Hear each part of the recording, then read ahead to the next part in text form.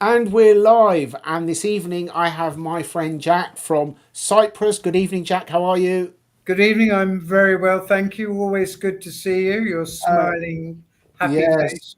Well, you're looking like you've been out in the sun, which is I, not surprising considering that you moved to Cyprus, which is on point for this evening's topic, which is the advantages and disadvantages of leaving the UK. As many of you are aware, in the year preceding the election, an exponential number of people left the UK. I don't know why that is. And since the election, it has been increasing not just dramatically, but to the point where a certain nutter who's in charge, not because he won, but because the others lost, but let's not go there tonight, is going to be scratching his head, wondering who they're going to tax very soon because there is a mass exodus leaving the UK. Jack, what are your thoughts about the exodus from the UK? well, I can't say I'm surprised, really. There are many, many reasons, of which I'm sure we'll go into most of them this evening. But obviously, this recent debacle over the pensioners and their fuel payments, it beggars belief. Nobody, I'm sure, can understand it. Traditional socialist voters, well, yeah, socialist voters, Labour voters, must be appalled by this. And the people that actually, the floating voters that switched over to vote for Labour and all their various promises, they must be deeply regretting their decision now. Why you would attack the least privileged people in society is beyond appalling. When there are so many other areas that need questioning. We can talk about the power companies, the oil, petrol companies, and mostly, I think, we can talk about the large supermarket chains whose profits are soaring beyond belief. Tesco's made over £1 billion last year, and they're telling us how much they're trying to help the population in a world situation where there's a financial crisis going on. There are food shortages all over the place, and we are paying more and more for our food. The supermarkets are telling us they're doing everything they can, but making bigger and bigger profits. Need I say more? Yes, well, uh, on the note with Tesco, what many people may not be aware is that Tesco owns Booker Cash and Carry, which is one of the largest cash and carries in the country, if not the largest, I'm not certain. But it's definitely one of the first port of calls for grocers, corner shops, mini markets, etc. And what they have been doing is gradually removing some of the unbranded products from Booker's so that they're not available for the smaller shops to sell or to buy rather. So they if they can't buy them, they can't sell them, they then have to look to different sources to get hold of them, which means they invariably pay a higher price.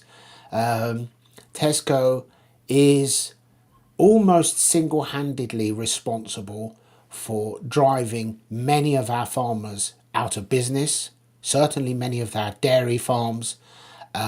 They have a lot to answer for. And yes, at a time when there's a cost of living crisis, for a company the size of Tesco to be literally exploiting everyday people on bare necessities is unforgivable. There isn't really enough competition in this country, if any. We're at a point where, in whatever sector it is, there are a handful, if that, of companies that pull control the vast majority of the market. That goes in supermarkets, it goes in house building, whether it is estate agents, even whether it is you name the industry, and we're at a point now where 80% of the market is controlled by less than 20% of corporations. And the person who loses, the people who lose at the end, are everyday people. And with the loss of the winter fuel allowance, Labour have alienated their core supporters. They were just a century ago founded for the working person. It's ironic, isn't it, really, that the Conservatives were the party of the people to begin with, who were in opposition to the Whigs, who then became the Liberals, and the Conservatives then moved to the right over time, and then Labour stepped in, and I believe it was the 1921 election where Labour and the Liberal Party traded places, and the Liberal Party effectively never recovered from there. But over the last 2 or 3 decades, Labour have lost their way, and this time with this lot to attack old people and take their winter fuel allowance away, it beggars belief, especially when you think that Rachel Thieves, a few days before this was announced, had claimed nearly £4,000 for her energy costs on her constituency home. Nearly 4,000. Exactly, and both of those people are millionaires, of course. Of course. It's unbelievable, and it really does have to make you laugh at the cynicism of this decision of theirs, when all MPs are entitled to all sorts of allowances, one of them being heating allowances, Yes. which doesn't necessarily cover the cost of heating their private homes, but it can do. If they have an office in their private homes, which most of them claim to have, then they can claim a certain amount of heating allowance against their private homes. It's totally cynical. It's actually several thousand, so I would imagine that it would cover the cost of their Oh, heating. absolutely. But so, but unfortunately for the older people, they have nowhere to go. They have nowhere to go. They're sat there. If they are in their 70s, they're probably dependent on the NHS. There's nowhere else they could go. That unless they were in a very fortunate position, they wouldn't be able to afford the health care. It's not easy to up sticks and move to another country in later life, but younger people, and it is mainly those who are higher rate taxpayers who are leaving in droves. And people maybe have this misconception that when we talk about the 1%, you would think millionaires and billionaires, for example. But actually, to qualify to be in the top 1% of this country, there's two benchmarks, either income or assets. Assets, I believe, is about 2.3 or 2.4 million. Now, that could be somebody who bought a terraced house in Fulham in the 60s, in the early 60s, and actually the house is worth a lot of money, but they maybe even struggle to pay their bills. And they'll certainly struggle to pay their council tax when this lot have finished. Then there is the income-based 1%, and I believe the threshold is 183 or 184,000 before tax, which is a lot, but it isn't quite a lot. If it isn't, it isn't millions. If the UBS bank, the Swiss bank, predicted a couple of weeks ago that by 2028, up to 500,000 millionaires will leave the UK. And if you think how many people 1% represents, 1%, even if we were 70 million, which we're not officially, but we may well be unofficially, that's that's 700,000 in the 1%. And isn't it ironic in this day and age that people are leaving the UK and heading for places like Dubai because they are more free than they are here in the UK. Our corporation tax is 25% now. In Dubai, personal tax, income tax is zero. Corporation tax, I believe, is 9%. In Ireland, it's 13.5% corporation tax. In Cyprus, it's 12.5%. But Italy's the one that came out of nowhere. I'm not sure if you heard what Italy's done. They've introduced a fixed cost, a fixed figure tax payment for high earners, and that is €100,000 per year, no matter how much you earn. So a large number of people are leaving the UK and going to Italy as well as Dubai and other countries. Well, that's right. I mean, there's a whole plethora of countries that have advantages to move to for tax reasons, for health reasons. And of course, you go to places in the sun, and that in itself is beneficial from a health point of view, both from the point of view of being happier. If you're happy, you tend to be healthier. Whereas if you're living in a country that's generally covered in cloud and it's raining all the time, you're not so happy. And so add that to the unbelievable tax situation for the lower earners. It's all a desperate situation, really. And hence, as you said, why so many people are leaving. And it isn't just the high earners that are leaving. No, It's no. the middle classes that Yes, are leaving, yes. because many people these days don't need to go into the office to work. It doesn't matter where they're sitting, they can still continue their work online. So they don't need to be in the UK to do their UK business or any other business. They can sit in the sun and do it much more happily. Oh, absolutely. I think the lockdown has changed many people's outlooks forever. Some for the better, some for the worse. We do have an issue in this country with many young people who are just not working, just don't care. They just literally, for a whole multitude of reasons. We've got people, as you say, through lockdown, they discovered that they could do their job or run their business from 10, 20, 50 miles away. VoIP phones, you can have a whole equivalent of a whole office full of people connected to a virtual switchboard as though they were in the same building, but they could be around the world. So it is as easy as taking your VoIP phone and going anywhere there is internet and connecting to the internet, and you are on that same number as if you were in the UK, and people are choosing to do that. And there's another factor that's made it easier over the last 4 or 5 years, because prior to that, working from home or being reliant on good internet was an issue. It's still an issue in many parts of the UK. You would be amazed how many parts of the UK still have terrible internet. Certainly in some places, not good enough for live streaming, for Zoom calls, for etc., etc.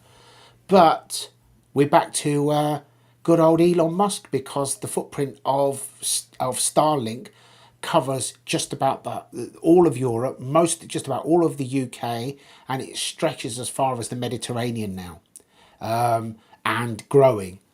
And anywhere in that area, literally, you just need this tiny little dish that they supply you, and you're away and you have high-speed internet. So all of these remote properties that were sought after up to about 20, 30 years ago, and in the last 20 years ago, they began to become less sought after because people had to prioritize internet for their work and their children and so on, suddenly are more attractive again, because people can buy a property in the middle of nowhere and still have high-speed internet, certainly throughout most of Europe. So that's a very, very important factor. Absolutely. I mean, you do find, of course, that high-end earners, people with a lot of money, still want to come to England for a whole host of reasons. But generally, they come and they're not paying any tax anyway into the UK. So to them, the tax situation is irrelevant because they don't pay any tax into the system.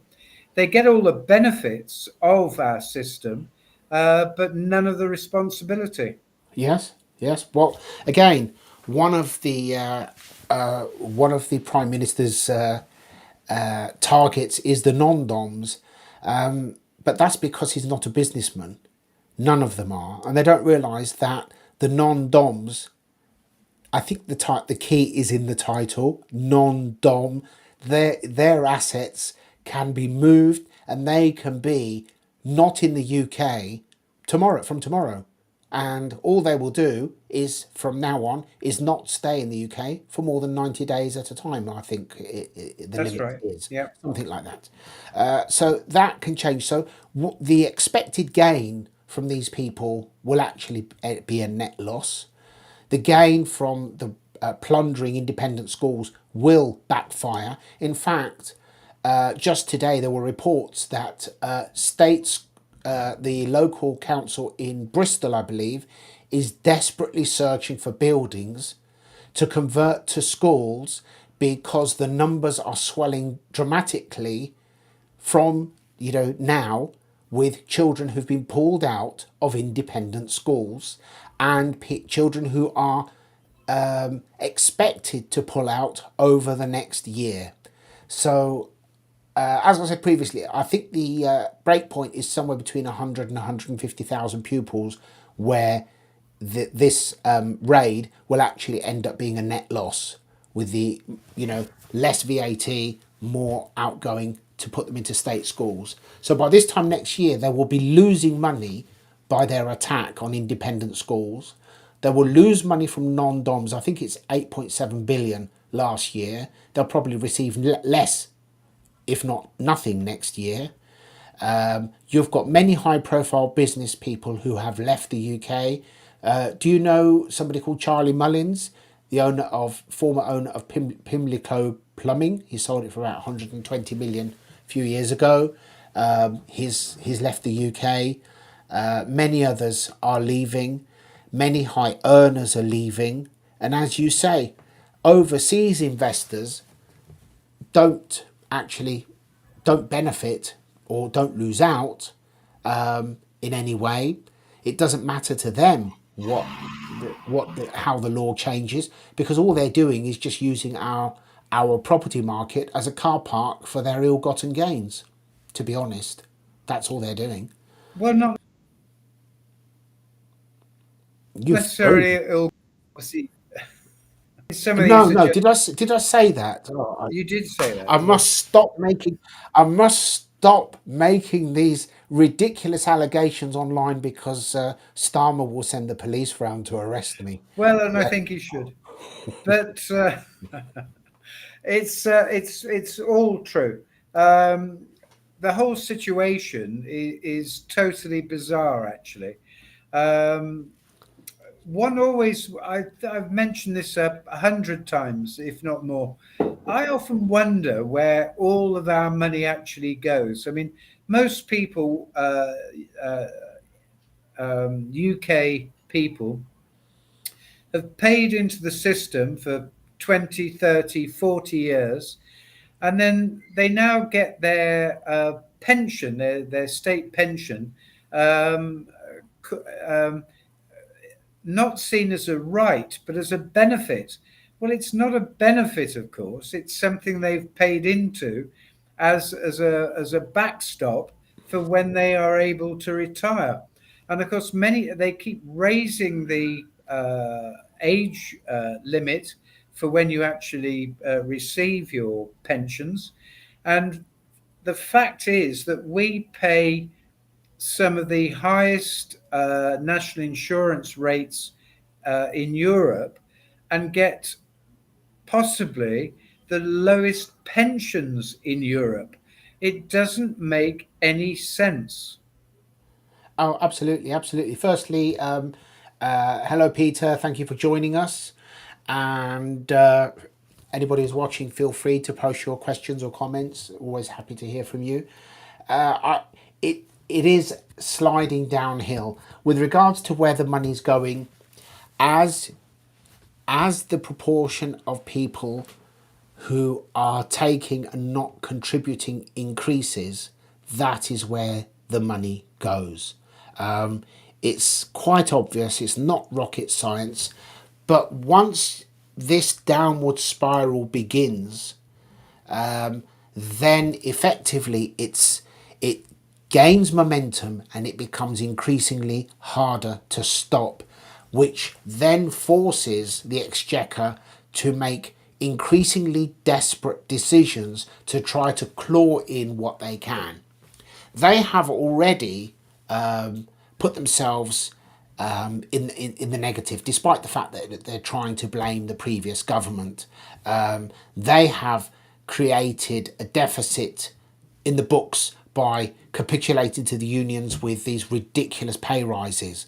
And not sure if you're aware, after agreeing these ridiculous pay rises to train drivers, they said, thank you, we'll accept the pay rise, but we're still going on strike for something else, effectively. It is unbelievable. Let me ask you a question, because this is something that's always fascinated me. Instead of always raising taxes, why don't we look at the infrastructure of some of these state institutions to see how we might save money? And to me, one of the most obvious cases to be investigated is the National Health Service.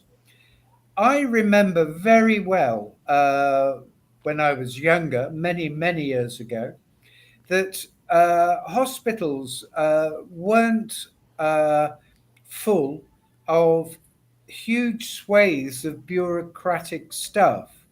The hospitals were generally run by a head surgeon, and under him, amongst the various wards, there was a matron.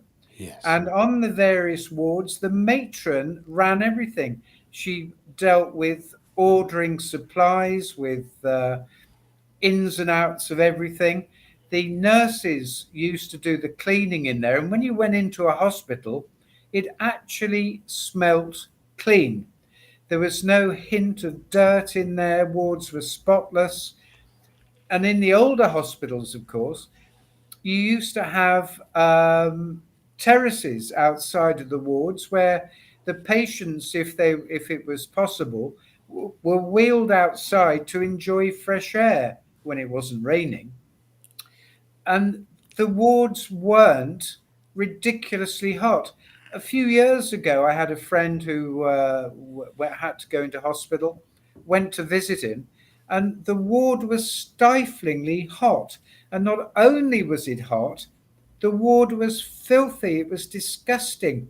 There were bins full of various swabs and tissues, blood covered, and various other excrement covered, sitting in bins next to patients. It was a hive of germ capability.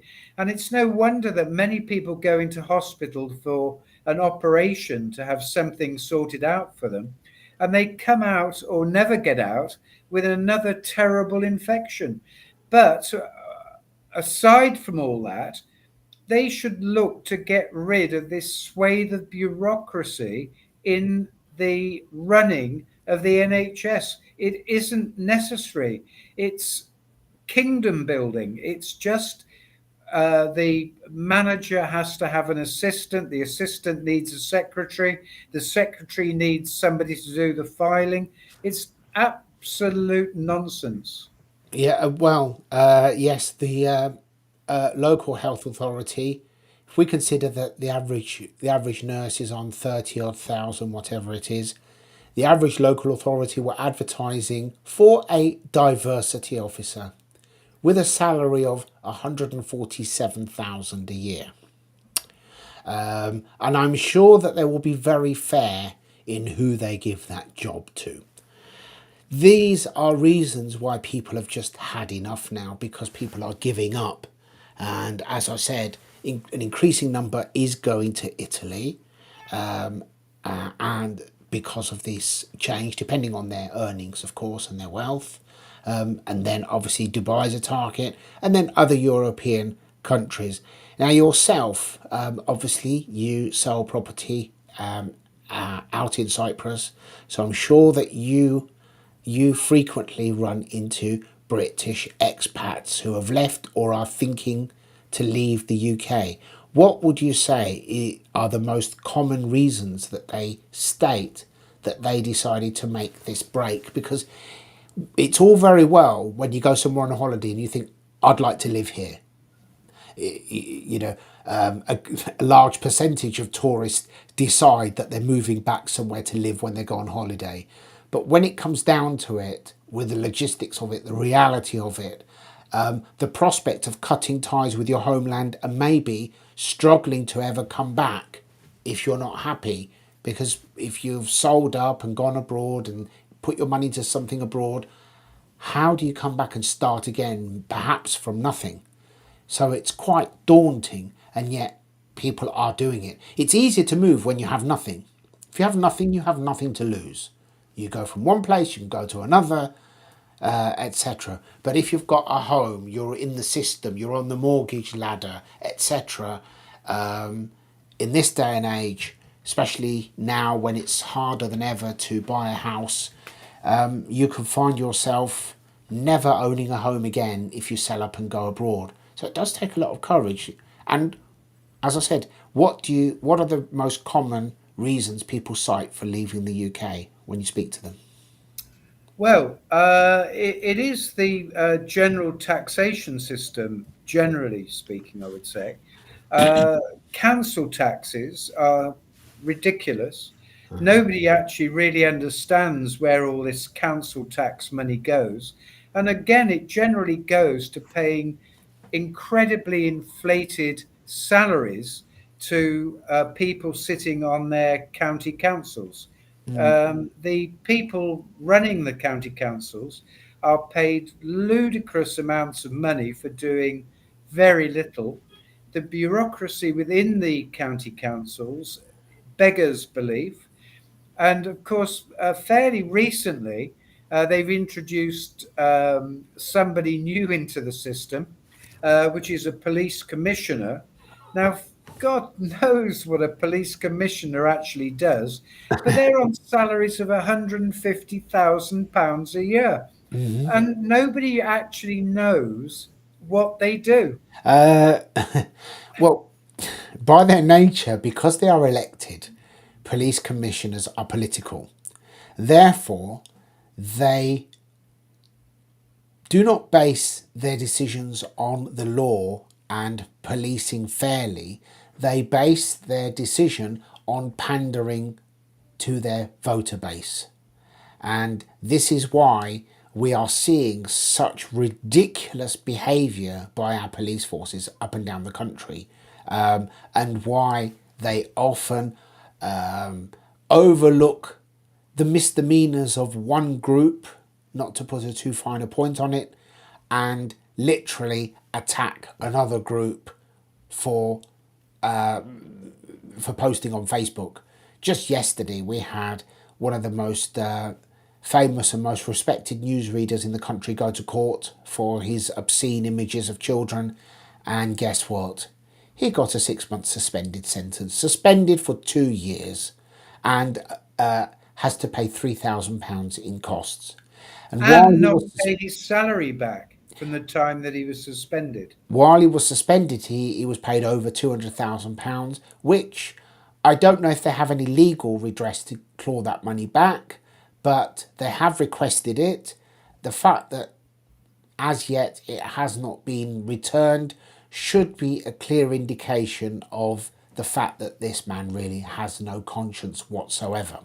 And what will happen is somebody else will face, will be on trial for a similar, if not lesser, offence. But if that person is not one of the faces of the establishment, then what they will do is they will put that person in prison for 5 years or whatever they can, and say, yes, there's no such thing as two-tier justice. Well, they've let this guy off scot-free, effectively. And just talking about the BBC, of course, again, over bureaucratized beyond belief. And the salaries of some of these people is staggering. Obviously, the most obvious person in this category is Gary Lineker, who gets paid £1.4 million a year for Yeah, being a football pundit. yeah. I mean, my God, I mean, how can that possibly be justified? It can't I be mean, get rid justified. of him. It I can't mean, be there are justified. plenty of other people that could do an equally good, or if not better, job than that less than erudite person. I think I can do better than that. In fact, he is so delusional that he thinks he has the right, the authority, and the moral high ground to be this despicable virtue signalling hypocrite all over social media. And in fact, he really is a cynical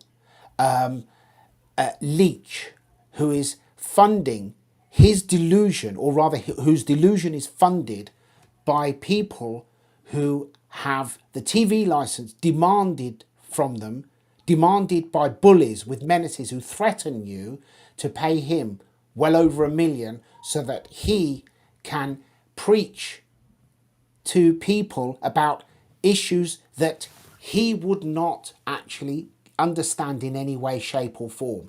He moved from one of the whitest parts of the UK to part of the UK that's even whiter. And trust me, when it reaches the point that, the Friends of Keir Starmer.com start knocking on people's doors and pressuring them, you need to take people into your house because you've got 2 spare rooms or 1 spare room, and you're in a housing association house, and if you don't take this person in, we'll seriously have to look at moving you to smaller accommodation. That's what they will do. Do you think he'll take any in? No. Absolutely not. And people have had enough of it. It's not just taxation. People are sick and tired of the way this country has gone. And to quote a famous line from Jim Davidson on one of his stand-up stages is, "I moved to Dubai because I thought to myself, well, if I'm going to be an ethnic minority in my own country, I might as well be an ethnic minority somewhere nicer." Which is a fact. Absolutely. Yes, yes. Allegedly, I did say allegedly, just in case the thought police are watching.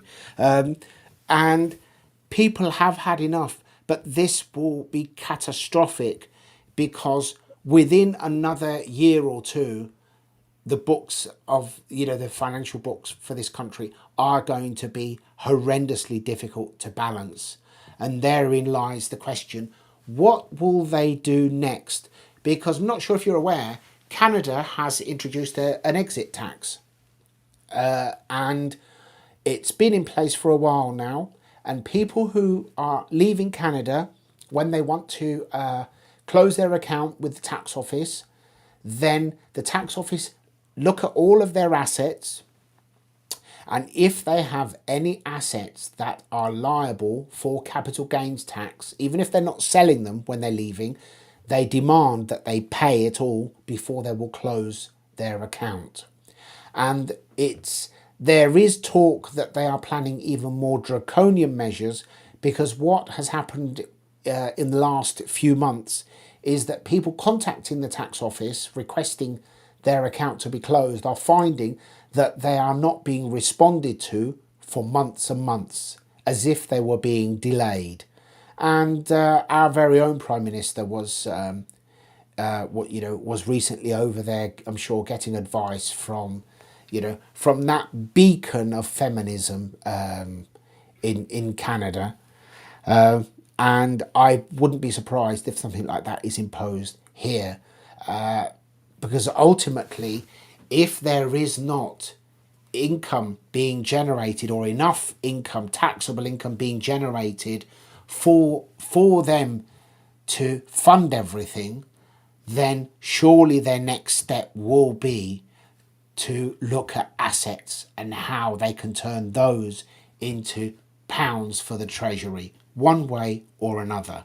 And people like Starmer detest the fact that many over 60s in this country, or a large portion of the wealth, property, etc., is in the hands of the over 60s in this country, because they're the very people who he detests with a passion. Which is quite bizarre in itself, isn't it? I mean, apparently he boasts occasionally that he comes from a modest background. His father apparently was a tool maker, and obviously he certainly lived up to that trade. I'm sure you know what I'm saying. And it's quite incredible.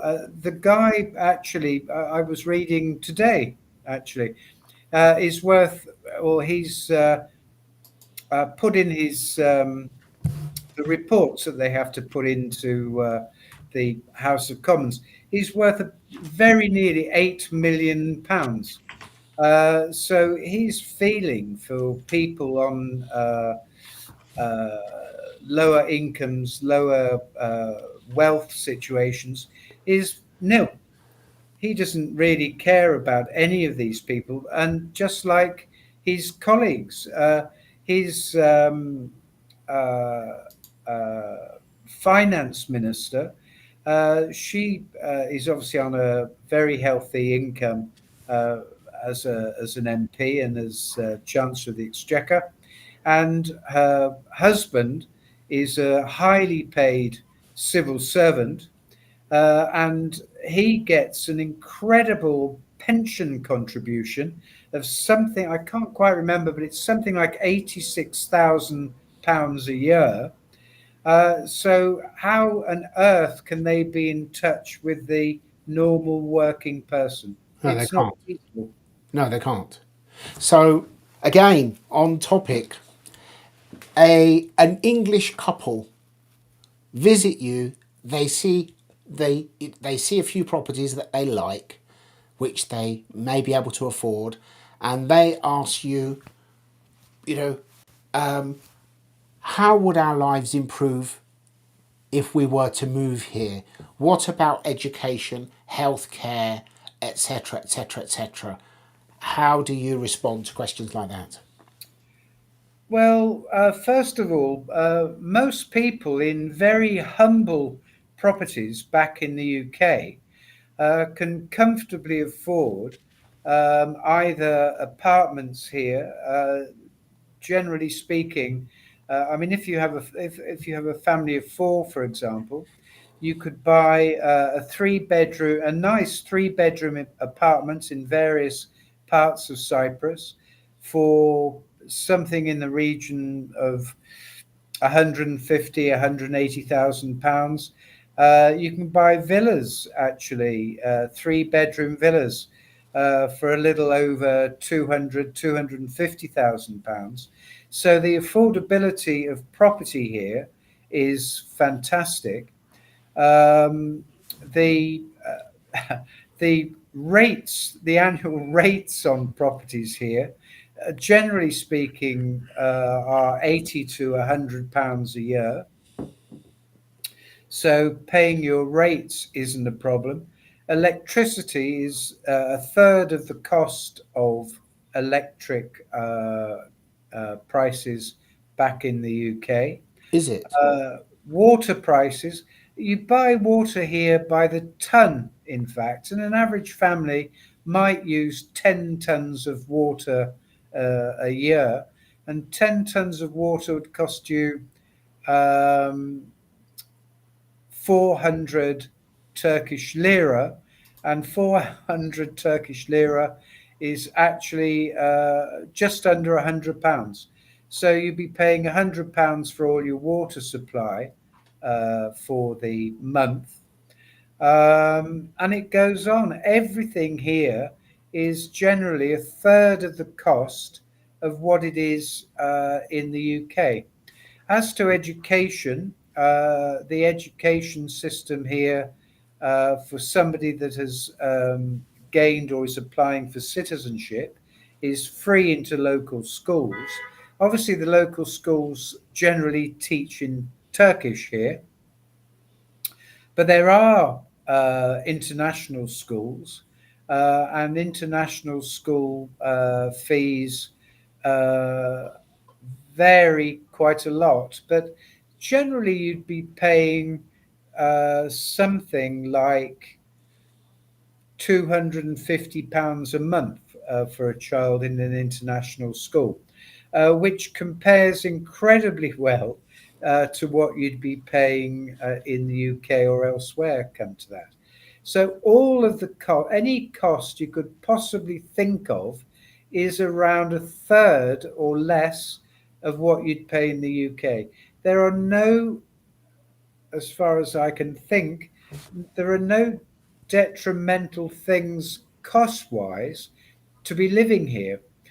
The bureaucracy here is difficult for foreigners, without a shadow of a doubt. Obviously, there's the language situation to begin with. But of course, if you come to a good estate agent, they will work you through all of that situation because it isn't easy. But then it isn't easy for a foreigner going to England, actually, applying for citizenship. It's equally difficult. But as an estate agent, we would help our clients to go through the system, to go through the various hurdles that you need to, because there are some bizarre things that you have to be aware of. It's like for every form that you need to fill in, you must have a postage stamp to stick on the form that you're filling in, and where you go to fill out your form or to take the form in, they don't sell the stamps. So you have to go off and buy a stamp from a post That office. sounds so familiar. You But have to, what about healthcare? How does it work with healthcare? well, the healthcare is superb, actually. Um, I was recently in a road accident, and which out in the middle of nowhere, in fact, and we were sort of. I was roughly 50 miles from Kyrenia, which is one of the local largest cities, and probably 40 miles roughly from Famagusta, which was the other nearest place.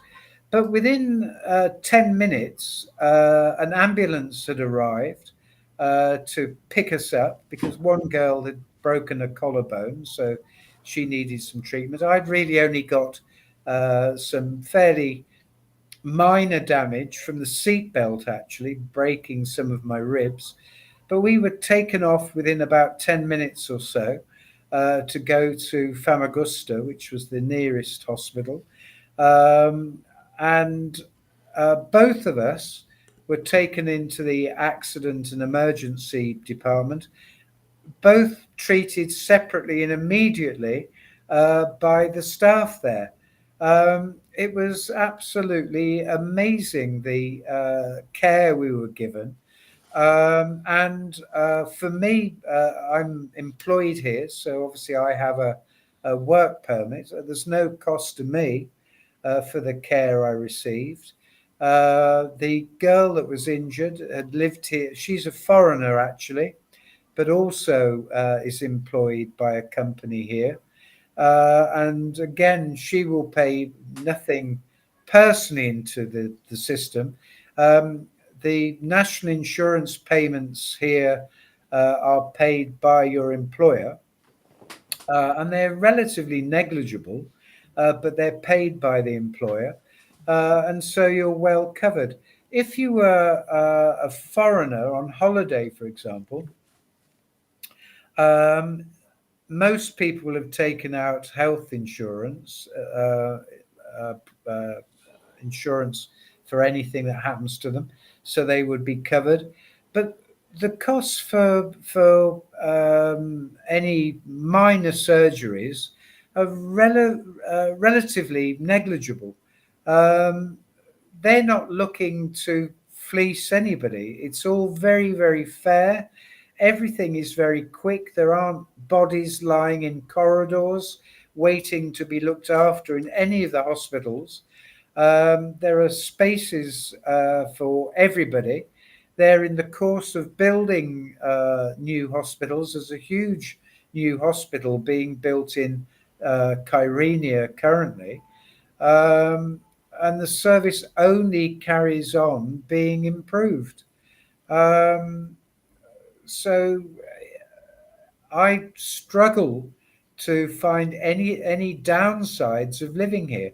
The main downside for anybody is the language thing, and really you only need to pick up obviously with a good estate agent, or there are people that do help expats, both British and other nationalities, and for relatively small charges they will carry you through the bureaucratic systems.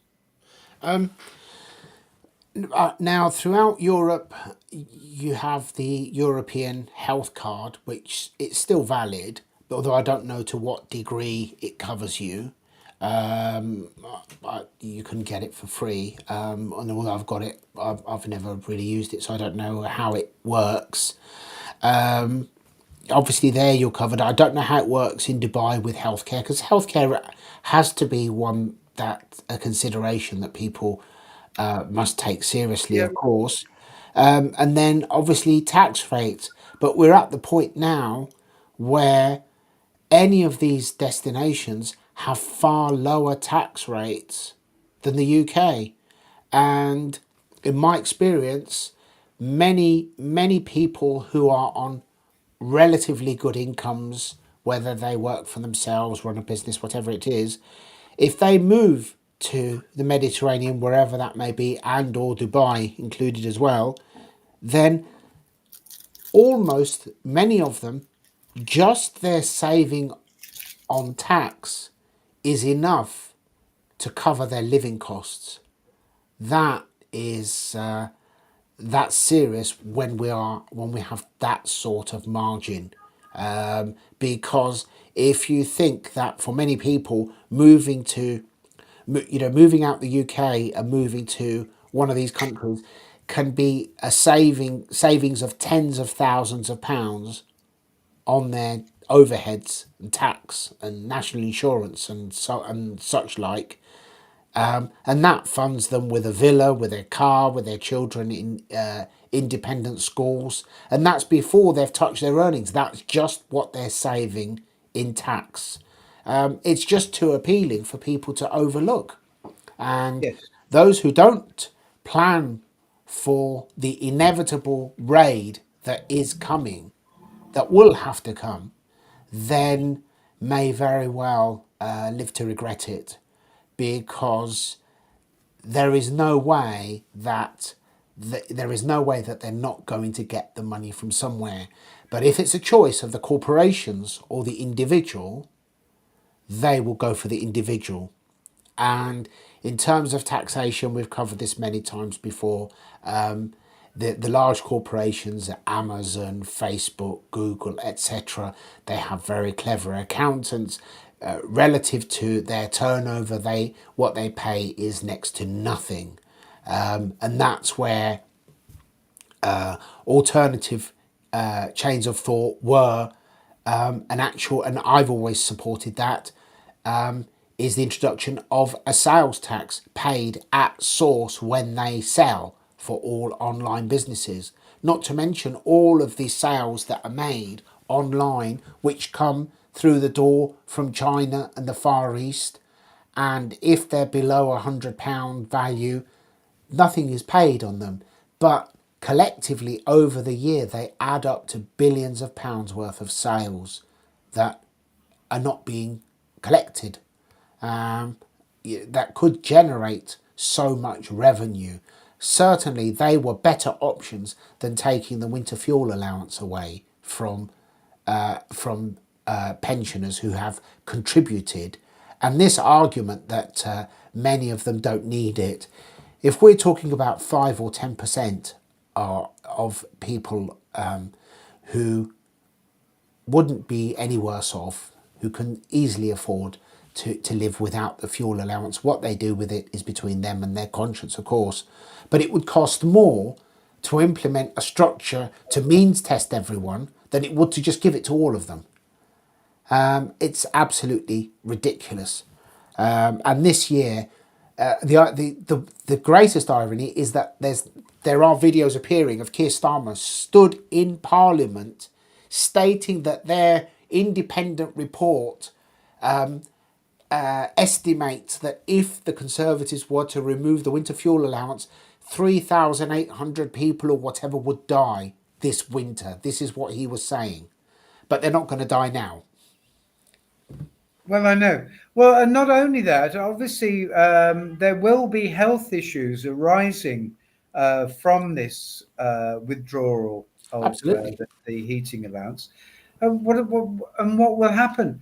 They will end up in hospital, putting a further burden on the resources of the hospitals and costing possibly more than the savings they're making from withdrawing the funding for them. The whole thing hasn't been thought through. There's been no real thought given to it. None whatsoever, and that's a valid point. I don't know what the average cost per patient per day is, but in a hospital. But I would imagine that it may well be exceed £300, which is the winter fuel allowance. So they only have to spend one day in hospital in the winter, and they're no worse off. Yes. No well, better. in fact, I mean, really, there should be a plan put out there that all of the pensioners should go out and commit a particular type of crime where there's no other option but to incarcerate them. So they'll be put into prison, given 3 meals a day in heated cells, and looked after. Well, yes, I mean, there's an option. I could post something on Twitter, and and encourage them all to share it. But knowing my luck, the only person they would go for would be me. So yes, I actually think that it is a society is judged by how it treats its most vulnerable and its weakest. It's young and it's old, primarily. Where old people are concerned, we owe them because they are the ones that laid the foundations for the society that we live in and have such a wonderful life, or we've had till now. I believe that we, in comparison to many parts of the world, we live such high quality lives. We have the opportunity to be anything, to do anything, and many of the sacrifices made by these people are what made this possible. And they deserve our respect. They deserve to be cared for when they're older. They deserve to be warm, to be fed, and to be safe. These are what we owe them. And conversely, with younger people, then they should have the opportunity to own their own home, to have a family, to be able to start their life properly, and this cajoling them into non-degrees followed by a lifetime of debt, for them being missold a dream that wasn't a dream, it was just a delusional aspiration. And well, you're right. I've just got to break in a minute because I saw a very interesting Facebook post the other day, and it's something that's crossed my mind many times. Was for many years, really up until probably the late 1960s, the average working man, a factory worker, would earn his what were seemingly meager wages at the time, but he would be able to afford to buy a house, a 3-bedroom house somewhere. His wife wouldn't go to work; she would stay at home and look after the children, and he'd run 1 or 2 cars on his salary. Well, of course, now that is totally impossible. Well, there's something going on to affect the whole of society. Well, And what do you think nobody, that is, Jack? Let's well, put it this way. My argument is we do not have a housing crisis, we have a population crisis. And that is exacerbated by a collection of, of corrupt large builders, by the market being manipulated, by bad planning, tax laws, which both sides are to blame because it was George Osborne who introduced the 3% stamp duty surcharge, and it was also under Jeremy Hunt, the Conservatives, who took the capital gains tax allowance and eroded it to basically nothing. If you take into account that there are over 670,000 empty properties in the UK that are not viable for major developers because there's not enough margin, but they and are. can I just also mention that Boris Johnson, one of my least favourite I thought you were going to say you were a fan just there. politicians of all time, Really? was, of course, at Oh, one right. time very pro-European.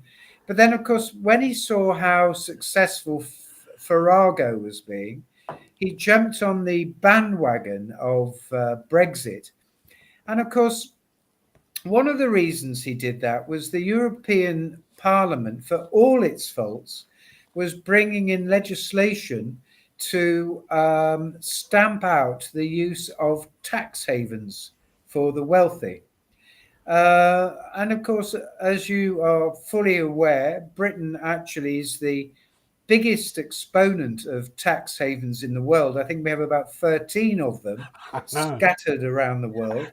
Even the Isle of Man is a tax haven. If you stand at the top of the rock of Gibraltar, you just you struggle to see the sea for tankers. And I didn't Did you say really. tankers? Sorry, You oil said tankers, tankers. Yeah. because it is one of the one of the largest tax havens in the world, and that's just one of them. It is the hypocrisy beggars belief. And Boris, as for Boris, Boris was never a leaver. He was a Remainer, and you, as you quite rightly said, and as I posted out during my campaign in that video where I did a meme of him, he thought I can use this to kick old Liz, to kick old Theresa May out, because she wasn't. She didn't. She went out of her way to sabotage Brexit. That was what she was at, and we know who was pulling her strings. But let's just leave it at that. And Boris didn't expect the Leave vote to win. He was hoping that he would put on his campaign, and at the end, he would make his blithering speech, ruffle his hair a little bit, spout a little bit, a few references to ancient Greek, and then he would go off to be prime minister, and forevermore he could reference to the fact that he fought for the will of the people and the will of the people was done. But it backfired. None of them, not Theresa May, not Boris Johnson, not Dave Cameron, none of them wanted Brexit. Certainly not Rishi Sunak, who effectively was parachuted in after undermining his predecessor so that he could She then. didn't need much undermining. She was totally incompetent, Yes, along the with Bank her of bloody England did undermine chancellor. her the night before the budget. The Bank of England caused a run on the bonds. She did exactly what she said she would do, and that's what she was elected to do. She was elected to cut taxes and make these decisions. She did exactly what she promised. Now, personally, I think that I think there was a little bit of the fact that she felt she had a lot to prove, and I do think that she jumped the gun. I really do think that she could have done with a little bit of Blair tactics, because knowing what the Bank of England did, and they knew that the night before, because the Bank of England started destabilising bonds the night before the budget. They should have been prepared for that. And if it were me, I would have then said, right, tomorrow when you go to the budget, you do not come with this speech. You come with this speech, and you do nothing for the time being until the OBR report comes. That will teach them, because it will backfire on them. But she literally fell for it, effectively, and it was all a plan, because they didn't want her. They wanted Sunak in so that he could trash the Conservatives, make concessions to the EU, throw the election, and put this psychopath with issues that are literally beyond comprehension in power to turn this country into a Marxist police state. And he is pressing ahead with that at an alarming rate. And this is where there are two camps, both to blame for different reasons. Number one is the indoctrined, toxic far left. They are obviously to blame for their behaviour, and people in the media, much of the media, we know how they think and how they behave. But there is also those who think by being aloof, that somehow they are above it and that they're not to blame. Those, I won't vote, I'm not partisan, I don't like any of them. Because keep in mind, this party did not win this election. The Conservatives lost it. Oh, absolutely. I mean, I've said many times that both the Conservatives and the Labour Party are both wings of the same bird. Politer than what's his name's reference. Be perfectly honest, my term has always been they're just rats from different sewers. To be perfectly honest, but I do like to say things as they are. Although I have discovered, to my horror, that it actually doesn't seem to go down very well, because Surely not. it doesn't. There I was fighting, because like in my case, it started off, I wanted to stand just so that I could just say, you are rotten to the core and you should go. Effectively, that's what my initial motivation was. And gradually I began to think, well, actually I like this and I like that, etc., and so on. It went from there. But actually it appeared, when it came down to it, that the preferred route is just stick to saying what we're going to do about the basic rate of tax, and what we're going to do about this, and what we're going to do about that. Just stick to those core, simple, boring things. Well, you know what? I wasn't prepared to stand to say what was necessary to get myself into Parliament. Huge honour as it would have been. I'm not selling my soul to get there. And if I need to, you know what? They can take a running jump and they can stick their behaviour and their policies where the sun don't shine. Because I stood to make waves, and I did, and I did get dragged into most of them, but it was a privilege to actually do that, because that's the very reason that I stood. And if there's people out there who don't like it, guess what? Tough. Because don't think that the ones who say the things that you like to hear are your friends, because they're not.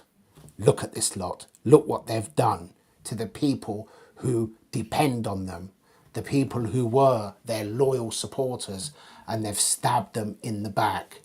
Who loses out when there's more demand for housing?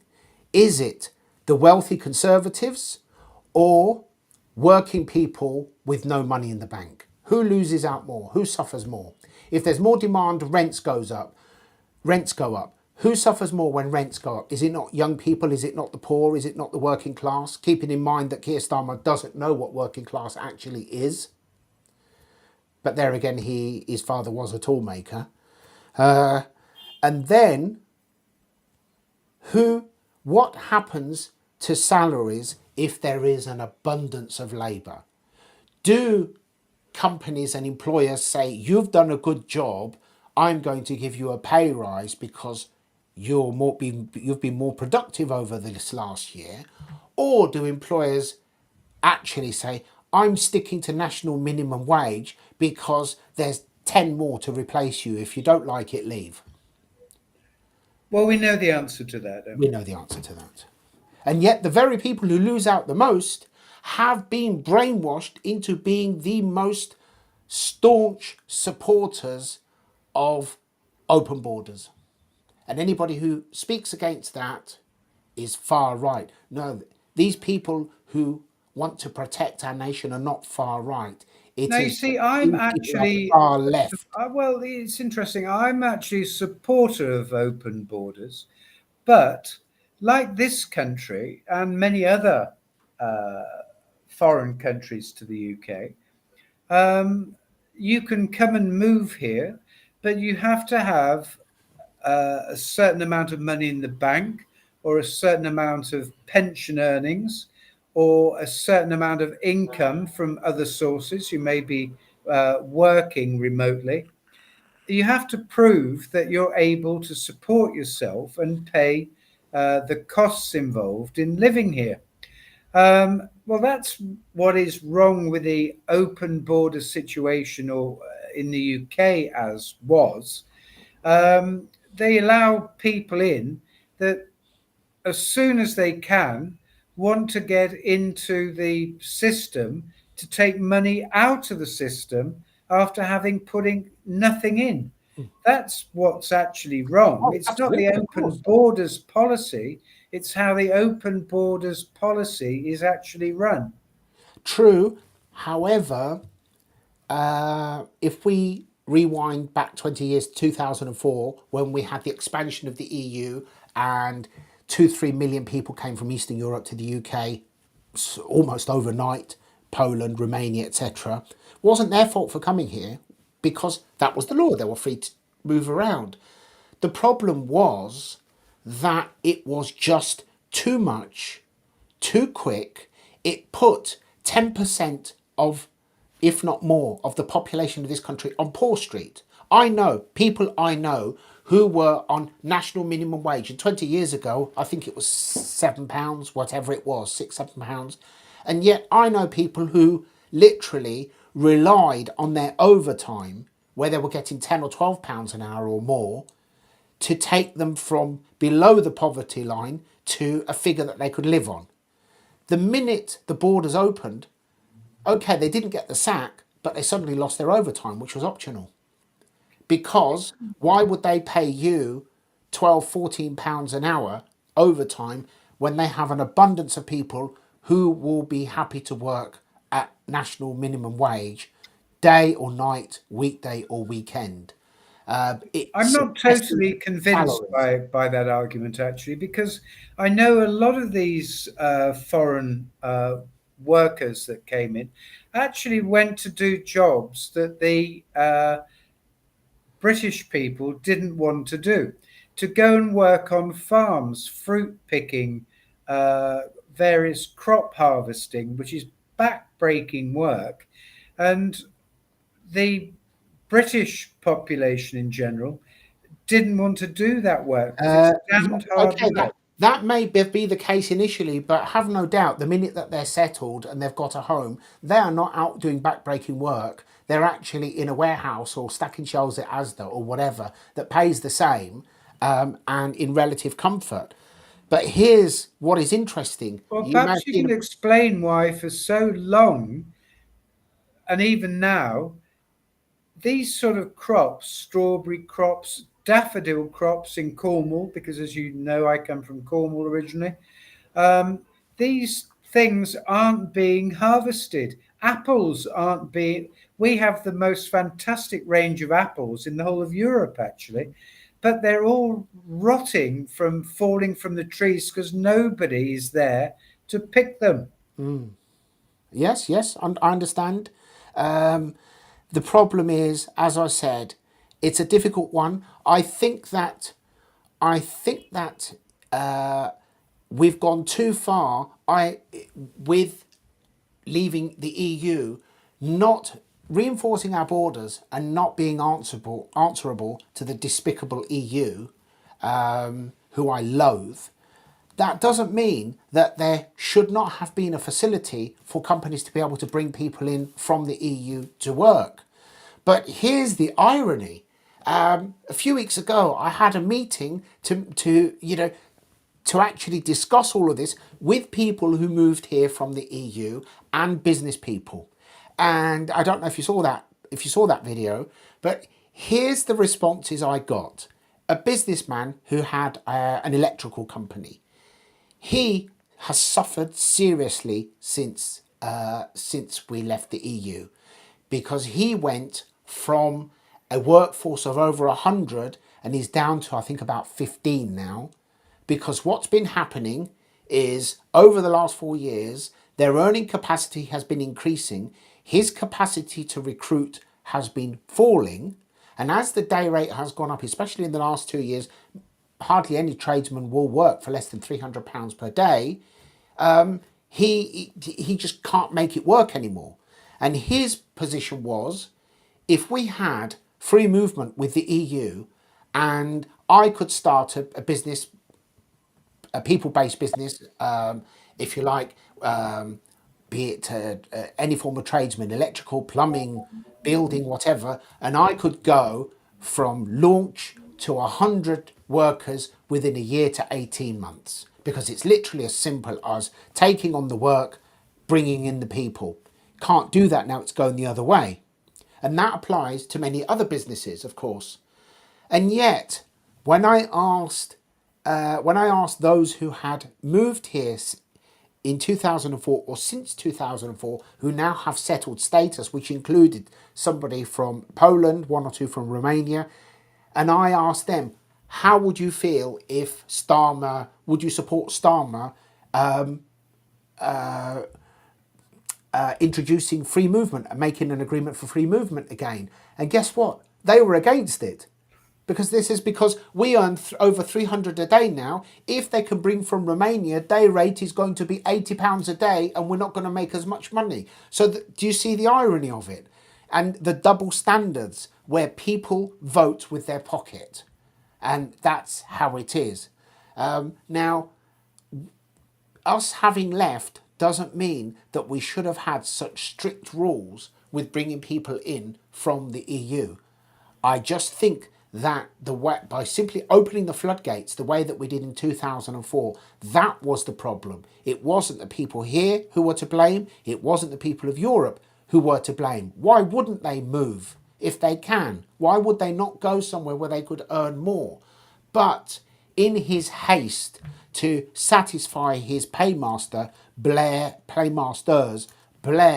just wanted to throw the gates open because it didn't affect him, but it did affect everyday people.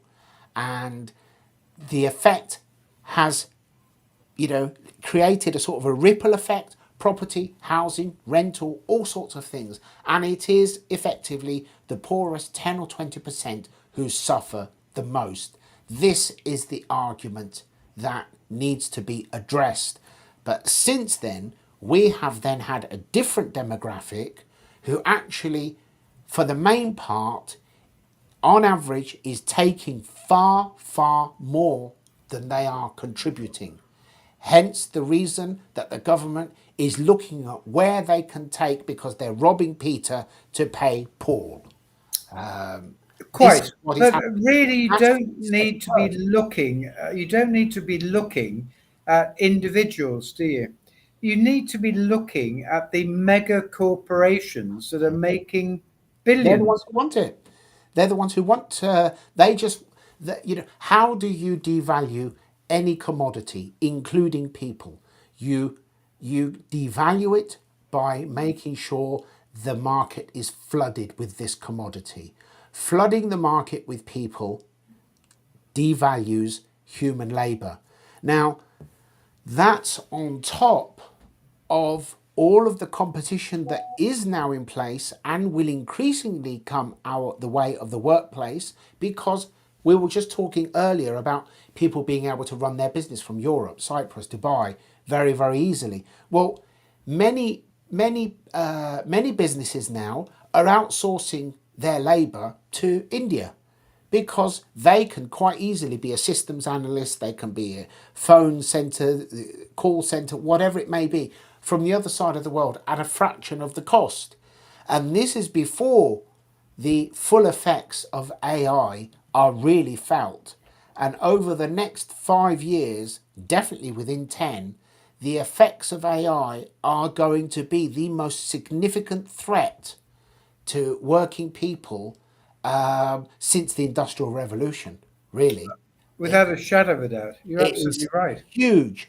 And if there is one thing that the government should be doing now, it is to simplify, to clarify, and to make available training and retraining to young and old alike, because within a blink of an eye, an increasing number of people are going to be redundant. And if those people find themselves redundant in their 50s, then that is a threat to their health, that is a threat to their self-respect, but it's also a threat to their very life, because people at that age can become so disillusioned, so despondent, that they just give up, and the worst happens one way or another. And Just I don't talking see about, anything sorry, in one that second. direction. Just talking about AI, I saw a very interesting article the other day.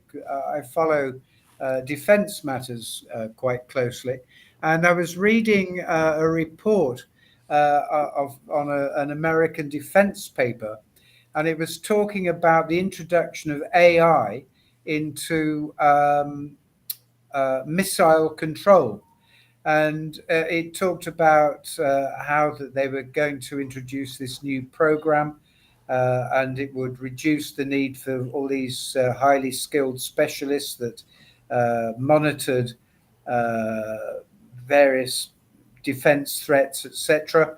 And they were handing over a lot of these decisions to an automated system. And I just posted on there, what could possibly go wrong? Well, I mean, I use ChatGPT, and there's another one called Claude. Claude is ChatGPT with a conscience. Um, and sometimes I've asked him to write things, not anything bad, but if Claude interprets it to be bad, it comes up with, "I'm sorry, in all good conscience, I don't feel comfortable to discuss this, to write about this." And you can see where that's going to go in the future. Just then, quickly, I'll answer this question from Peter. Sorry, it's been a few minutes since he posted it. Are you standing again? Well, if you've been watching what's been happening, Peter, you'll know that for me, my first and foremost, what I believe in is democracy.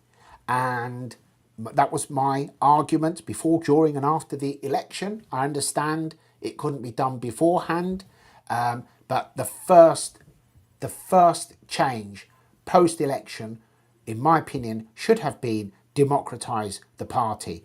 I believe that local candidates should be elected by all of the party members, that is, supporters who have paid should be voting members. They, and they alone, should select and vote for their candidate to represent But them. do you actually believe democracy exists anymore? No, this is what the argument I'm making for. Certainly, in terms of a candidate, for me to stand, it would have to be democratically elected by local members, and So also, you wouldn't be swayed by a big brown envelope arriving in your locker? no, because the thing is, I do you can you see me towing the line and doing as I'm told? Oh, it Because depends on the size of the brown envelope, I suspect. really, you don't know me well enough, because you know, my biggest downfall is my gob, because things just come out of it, and to be to be proficient in that environment, you need to be the type of person who thinks one thing and says another. Whereas with myself is I think one thing and I will say it and then I'll repeat it and then I'll say it even more bluntly just in case somebody was too stupid to Yeah, understand but the what I problem said is, in of the course, you first need place. 600 of those people, don't you? Exactly. But answering Peter's question, if there were going to be democratically elected by local members, and I wouldn't want to stand if I were the only candidate, because I don't believe that you or whoever the members are should be stuck with me just because nobody else stood. I would also actively encourage other people to stand so that the voters have a choice, male, female, young, old, and they choose whoever they vote fairly, and whoever is elected by everyone, then everybody gets behind them and supports them because, as you're aware, we have a fight to fight.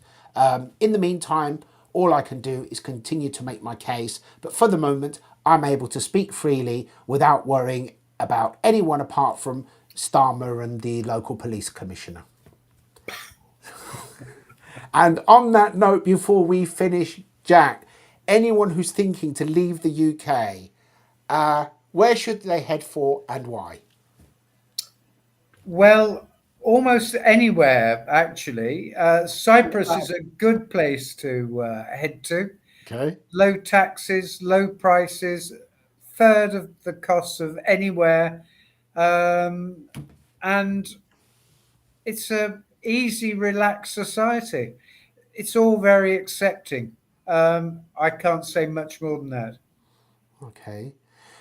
My response will be a little bit more cynical than that. Having been there and spent extended periods there, I can say that my first adventure long term heading out to Cyprus was in 1989, just as Harry Conner went pop then, if you remember, the end of double the double tax relief, August 1988, and then it was downhill, and I just thought it's just getting worse. And I was only young, so that's when I went and bought a suitcase full of gaudy loud shirts and a Mercedes and the usual nonsense, and and I headed off for Dover and drove all the way there. But trust me, after an extended period in these places that you think are wonderful, you need to question whether you're going to spoil the dream, because I know that I did. At that time I loved it. Now when I go, and I go every 2 or 3 months, I find it so annoying. And you know what the most annoying thing for me is?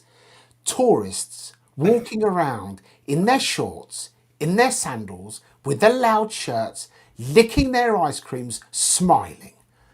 I would rather walk round B&Q than walk on a beach, because I the can see beaches... you've never lived in Southend.